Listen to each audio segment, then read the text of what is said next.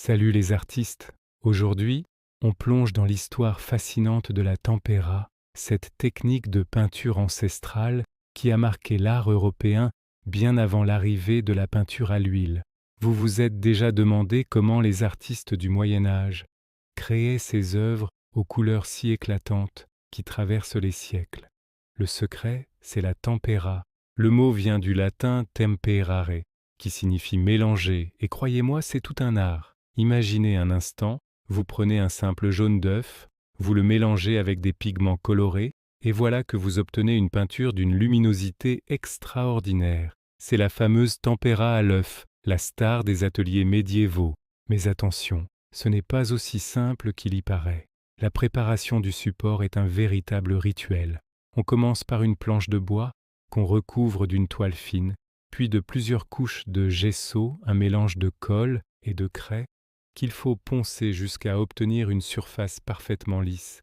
Un vrai travail d'orfèvre. Le plus fascinant, c'est la façon dont les artistes travaillaient.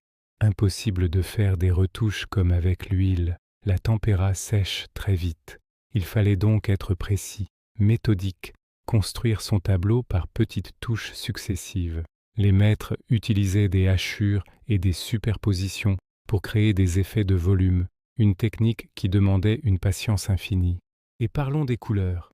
Des pigments minéraux comme le lapis lazuli pour le bleu ou la malachite pour le vert, stabilisés par l'œuf, donnaient des teintes d'une intensité incroyable. C'est pour ça que les icônes byzantines nous éblouissent encore aujourd'hui avec leurs fonds d'or et leurs couleurs vibrantes. Les grands maîtres italiens comme Cimabue, Duccio ou Fra Angelico ont porté cette technique au sommet de son art. Leurs retables et leurs panneaux sont de véritables joyaux qui illuminent encore nos musées. Bien sûr, la tempera a ses limites.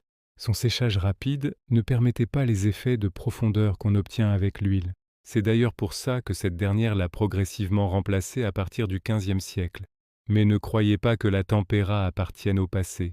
Des artistes contemporains la redécouvrent, séduits par sa précision et son rendu mat incomparable. La tempera, c'est bien plus qu'une technique. C'est un pont entre l'artisanat ancestral et l'art le plus raffiné, entre la matière brute et l'expression spirituelle. Elle nous rappelle que la création artistique est aussi une aventure de la matière. Si cette plongée dans l'histoire des techniques picturales vous a passionné, n'oubliez pas de vous abonner à la chaîne pour d'autres explorations passionnantes dans le monde de l'art. Laissez un commentaire pour partager vos impressions ou vos questions, et on se retrouve très vite pour de nouvelles découvertes artistiques. À bientôt!